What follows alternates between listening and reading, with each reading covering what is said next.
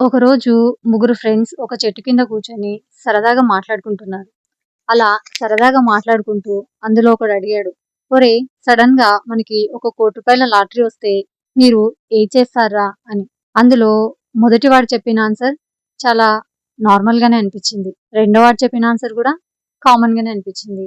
కానీ మూడో వాడు చెప్పిన ఆన్సర్ విని మిగిలిన ఇద్దరికి ఒక విషయం క్లియర్ గా అర్థమైంది. మన దగ్గర ఉన్న ₹1,00,00,000 ఖర్చు చేయడం వేరు, అదే ₹1,00,00,000 తిరిగి సంపాదించేలా ఖర్చు చేయడం అనేది ఇన్వెస్ట్మెంట్. అసలు వాళ్ళు ఏం మాట్లాడుకున్నారో ఒకసారి క్లియర్ గా విందాం. మొదటి ఫ్రెండ్ వెంటనే చెప్పేశాడు, నేను ఒక లగ్జరీ ఇల్లు కొనేసి మిగిలిన అమౌంట్ ని ఫిక్స్డ్ డిపాజిట్ లో పడేసి హ్యాపీగా ఉంటా. రెండో ఫ్రెండ్ నవ్వుతూ చెప్పాడు, నాకు కూడా అలానే ఉంది, కానీ ఇల్లు కాదు, ఒక లగ్జరీ కార్ కొంటా, మిగిలింది ఫిక్స్డ్ డిపాజిట్ లో పెడతా. ఇద్దరు కలిసి మూడో ఫ్రెండ్ వైపు చూశారు.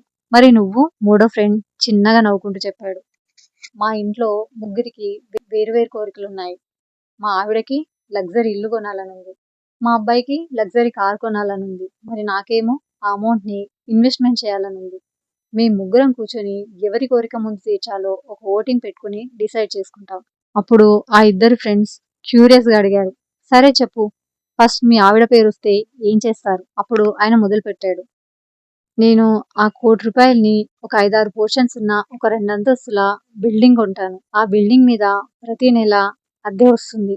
ఆ అద్దెతో మా ఆవిడకి నచ్చిన లగ్జరీ ఇంటికి బ్యాంక్ లోన్ తీసుకుంటాను. ఆ లోన్ ని ఈ అద్దె నుంచి ప్రతి నెల చెల్లించడానికి ప్రయత్నిస్తాను అని చెప్పాడు. అప్పుడు మొదటి ఫ్రెండ్ చాలా షాక్ అయ్యాడు. తను కూడా ఇల్లే కొనాలనుకున్నాడు, కానీ మొత్తం డబ్బుల్ని ఆ లగ్జరీ ఇంటి పైననే పెట్టాలనుకున్నాడు.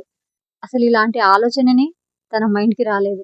అప్పుడు ఇద్దరు మళ్ళీ వెంటనే ఉత్సాహంగా అడగడం స్టార్ట్ చేశారు, మరి ఒకవేళ మీ అబ్బాయికి కారు కొనియాలనుకుంటే అని అడిగారు. అప్పుడు అతను అది ఇలాంటి లాజికే అని కంటిన్యూ చేశాడు, వాడికి కారు కొనాలంటే నేను నేరుగా ఆ కారు కోసం డబ్బు పెట్టను. ఆ ₹1,00,00,000 కొంత అమౌంట్ తీసి 2 టాక్సీ పర్మిట్లున్న కార్లు కొంటాను. వాటిని లోకల్ క్యాబ్ సర్వీసెస్ కి, ఆఫీస్ పికప్ డ్రాపింగ్స్ కి, కాంట్రాక్ట్లకి అటాచ్ చేస్తాను. దాని నుంచి వచ్చే ప్రతి నెల అమౌంట్ ని వాడికి నచ్చిన లగ్జరీ కార్ కొనడానికి ఈఎంఐలో చెల్లించుకునేలా ప్లాన్ చేస్తాను. రెండో ఫ్రెండ్ కూడా పూర్తిగా షాక్ అయ్యాడు. తను పూర్తి అమౌంట్ ని ఆ లగ్జరీ కార్ కోసమే యూజ్ చేయాలనుకున్నాడు. ఇలాంటి ఆలోచన అతనికి కూడా అసలు తట్టనే లేదు.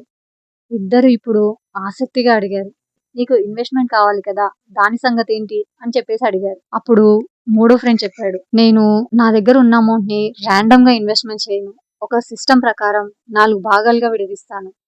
మొదటి భాగం ఎమర్జెన్సీ ఫండ్, 4-5 లక్షలు ఒక 6 నెలలకి సరిపడా లిక్విడ్ ఫండ్ గా పక్కన పెడతాను. ఇది ఏదైనా ఆపద వచ్చినప్పుడు ఆదుకునే డబ్బు, దీన్ని అస్సలు ముట్టుకోను. ఇక రెండవ భాగం ఈక్విటీ, మిగిలిన దాంట్లో సగం అమౌంట్ ని మ్యూచువల్ ఫండ్స్ లేదా డైరెక్ట్ స్టాక్స్ లో పెడతాను. ఇది టైంతో పాటు వేగంగా పెరిగే డబ్బు, కానీ ఓపిక కావాలి, తక్షణం లాభం కోసం చూడకూడదు. ఇక మూడో భాగం గోల్డ్ మరియు డెట్, బంగారంలో కొంత భాగం సేఫ్ డెట్ ఫండ్స్ లేదా బాండ్స్ లో పెడతాను. దీనివల్ల మార్కెట్ పడిపోయినప్పటికీ కూడా నా మొత్తం పోర్ట్ఫోలియో బ్యాలెన్స్డ్ గా ఉంటుంది. ఇక నాలుగో భాగానికి వస్తే మిగిలిన అమౌంట్ ఎస్ఐపి రూపంలో ప్రతి నెల క్రమం తప్పకుండా ఇన్వెస్ట్ చేస్తుంటాను. మార్కెట్ పైకి వెళ్ళినా కిందకి వెళ్ళినా మన అమౌంట్ ఆగకుండా ఉంటుంది. ఇలా చెప్తూ మూడో ఫ్రెండ్ మొత్తం ముగించాడు. ఇల్లు కూడా వచ్చింది, కార్ కూడా వచ్చింది, నా ఇన్వెస్ట్మెంట్ కూడా మొదలైంది. 3 ఒకే కోటితో, కానీ మూడింటికి పూర్తి భారం నేను మోయలేదు. ఒక్కో దానికి ఒక్కో ఆస్తి సాయం చేస్తూ వచ్చింది. ఇద్దరు ఫ్రెండ్స్ నిశ్శబ్దంగా ఉండిపోయారు. వాళ్ళిద్దరు అనుకున్నది డబ్బు వస్తే ఖర్చు పెట్టడం, మూడో ఫ్రెండ్ అనుకున్నది ఆ డబ్బుని ముందు పని చేయించి తర్వాత కోరికలు తీర్చుకోవడం. మీరే కేటగిరీలో ఉన్నారు? డబ్బులు డైరెక్ట్ ఖర్చు పెడతారా, లేదంటే ప్రాపర్ ప్లాన్ వేసి దాన్ని మళ్ళీ సంపాదించేలా ఖర్చు పెడతారా? కామెంట్ లో చెప్పండి. నెక్స్ట్ వీడియోలో ఈ 3 ప్లాన్స్ ని స్టెప్ బై స్టెప్ ఎలా చేయాలో క్లియర్ గా తెలుసుకుందాం. ఛానల్ ని సబ్స్క్రైబ్ చేయండి, వీడియో నచ్చితే లైక్ చేయండి, అది నేను తర్వాత చేసే వీడియోలకి ప్రోత్సాహకంగా ఉంటుంది. Thank you.